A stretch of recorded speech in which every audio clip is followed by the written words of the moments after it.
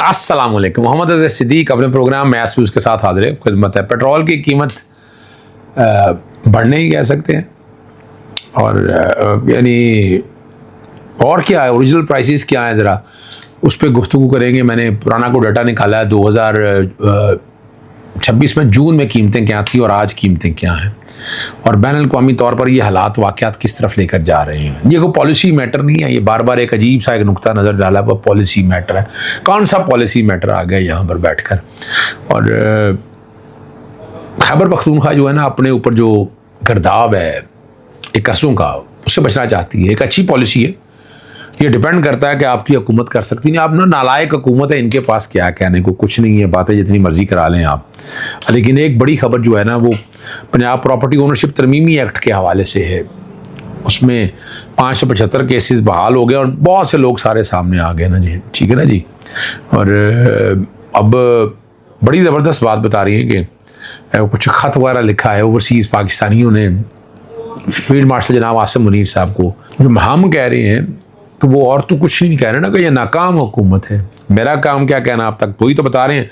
और आज़ाद कश्मीर हुकूमत को क्या मसाइल पैदा आए हैं, चले मैं उस पर अपना नुक्ता नज़र पेश करूँगा कि अब हो क्या रहा है। सबसे पहले मैं आपके सामने जो है ना, पेट्रोल की कीमत सिर्फ 4 रुपये कमी की है और डीजल की कीमत बरकरार रखी है। क्यों भाई? और चंद माह पहले जो है ना, ये फरवरी की बात, जनवरी या फरवरी की बात है कि पेट्रोल 253 रुपये से और आज 378 है। वैसे तो 400 से ऊपर गया हुआ है। और बैनुल-अक़वामी दुनिया में कीमतें अगर उठाकर देख ले, डॉलर की कीमत तकरीबन वही है, मगर पेट्रोलियम का जो कीमतों में गैर मामूली जो है ना, वो इजाफा है। और डीजल की बुलंद कीमतों से महंगाई का बोझ बदस्तूर बरकरार है। किसान, ट्रांसपोर्टर और आम शहरी सबसे ज़्यादा मुतासर हैं।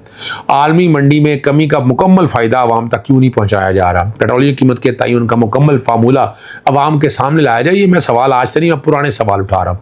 पेट्रोलियम लेवी और दीगर चार्ज की तफसीलात भी मंजर आम पर लाई जाएँ, और डीजल में कीमत बरकरार रखने की वजूहत बताएं ना कि क्या वजह, क्यों रखा है। ये कोई पॉलिसी मैटर नहीं है। माजरत के साथ हमारी अदालतें भी ये समझ बैठी हैं, हर एक को पॉलिसी क्या मतलब पॉलिसी मैटर?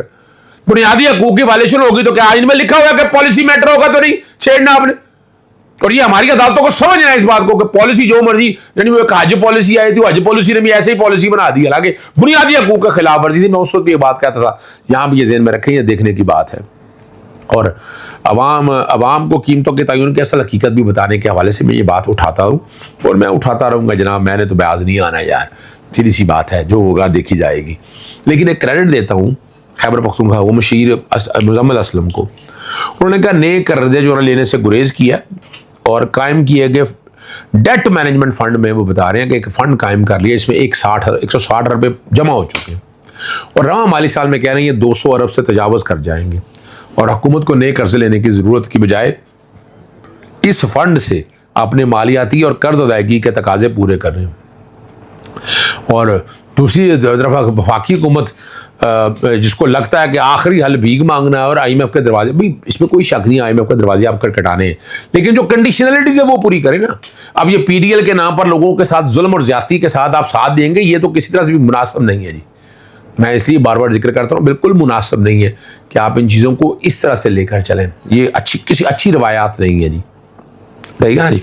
और अल्लाह करे कि इनको समझ आए, वरना डेट लिमिटेशन एक्ट जो है वो 60% GDP से ज़्यादा की बात ही नहीं कर रहा। सच सामने लेके आया। मैं तो बड़ी अरसे से लगा हूँ कोशिश करने के लिए। हमारे यहाँ जो है ना, अदालतें अगर वो किरदार सामने आ जाए ना तो हुकूमतें सारी सीधी हो जाए, लेकिन वो किरदार मंजूर नहीं है यहाँ। जिन लोगों को भी मंजूर नहीं है वो आप समझ सकते हैं इन बातों को। पंजाब जो प्रॉपर्टी ओनरशिप तरमीमी एक्ट है, मैं तो कई शिकों से इतफाक़ नहीं करता इस हवाले से, लेकिन अब ट्राइब्यूनल बहाल हो गए और 36 एडिशन जज पूरे पंजाब के अंदर अजला जो है ना वो 36 है। उस 36 अजला के अंदर जो है ना ट्राइब्यूनल कायम कर दिए गए हैं। पंजाब ओनरशिप तरमीमी एक्ट जो है ना वो उसके कॉन्टेक्स्ट के हवाले से है, और एडिशनल जज बाख्तियार होंगे और अजीब और गैर कानूनी फैसले साबित होने की सूरत में 3 से 10 साल तक सजा देने का इख्तियार भी है उनके पास। लाहौर में एडिशन जज हैं, वो सैफुल्ला सोल है, कसूर में है। यानी ये पूरी तफसील जो है ना मैं कोशिश करूँगा कि बैक एंड पे या बैकग्राउंड के ऊपर चल जाए और आप देख सकें। और ये एक लिहाज से तो अच्छा है कि जो कई लोग जगहों पे कब्जा किए बैठे होते हैं, हमने बड़ी कोशिश की इलीगल मूव है प्रॉपर्टी टैक्स उठाने की, वो भी हम नहीं कामयाब बना सके। अब ये हो सकता है कि ये अच्छा हो जाए। और ये राजी से तायनाज़, यानी इसमें डिप्टी कमिश्नर को पहले तो इख्तियार दिए थे, वो चैलेंज किया, जब मर्जी कब्जा छुड़ा दें लगा दें, वो हमने चैलेंज किया था। वो अल्टीमेटली हाईकोर्ट का फैसला, हाईकोर्ट ने रोका और अल्टीमेटली अब तरमीम करके जो है ना अब ये सारी बात सामने आ चुकी है। और इसका असर क्या होगा, ग्राउंड पे जाता है या नहीं जाता, वो एक अलहदा इशू है। लेकिन इससे कम बेश जो नाजायज़ कब्जे हैं ना प्रॉपर्टी के हवाले से, वो ख़त्म हो जाएंगे। उसका एक अच्छा इम्पैक्ट मिलेगा, उसका एक अच्छा असर भी आएगा, याद रखिएगा। और देयर इज एवरी पॉसिबिलिटी कि अब आप जायदादों से कब्जे जल्द छुड़ा सकेंगे।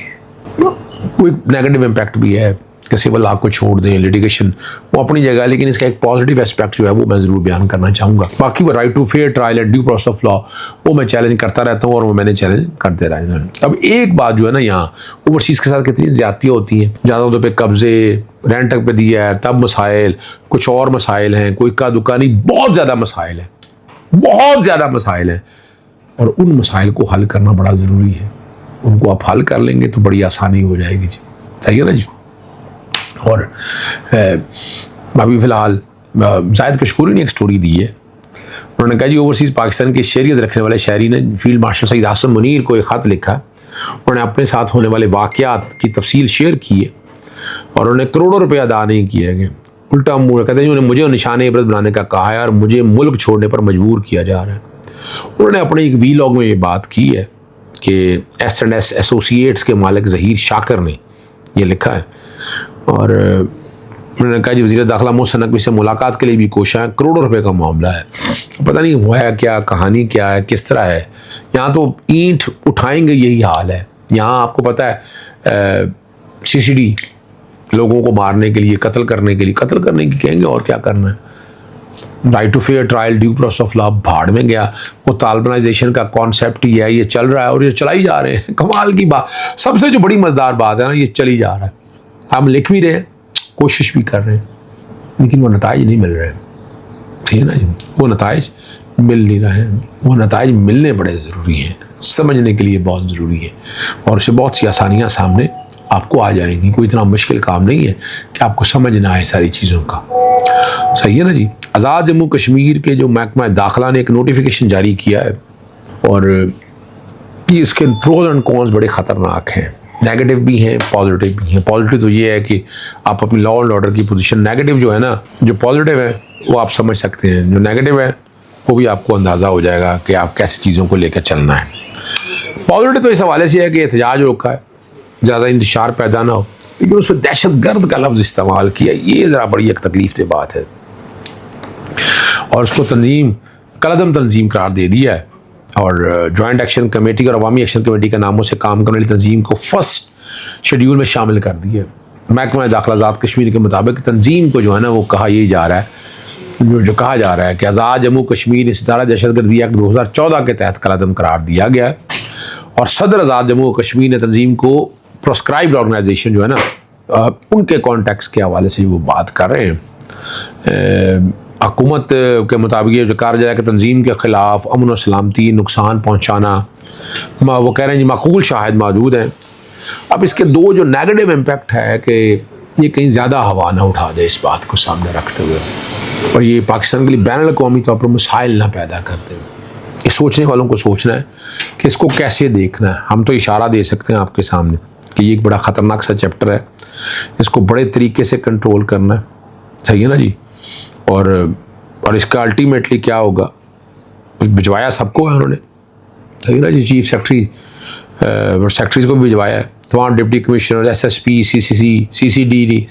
CTD स्पेशल ब्रांच को भिजवाया गया। जफराबाद, पूंछ और मीरपुर डिवीजन की इंतजामिया और पुलिस को हकाम को हदायत जारी कर दी है और कहना है कि रियासत में अमन व अमा, कानून की अमलदारी और अवामी तहफ़्फ़ुज़ को यकीनी बनाया जाएगा। किसी किस्म की तंजीम को अवामी अमन, सलामती और रियासती निज़ाम को ख़तरे में डालने की इजाज़त नहीं दी जाएगी।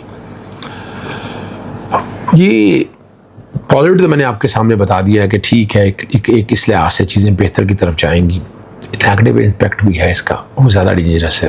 ये सोचने की बात है कि नेगेटिव इम्पैक्ट से मसाइल ज़्यादा ना ख़राब हो जाए। ये सोचिएगा, जिस दिन आप ये सोचेंगे तो आपको बहुत सी चीज़ें समझ आएंगी। इजाज़त चाहता हूँ। अस्सलाम वालेकुम। अल्लाह हाफ़िज़। पाकिस्तान जिंदाबाद।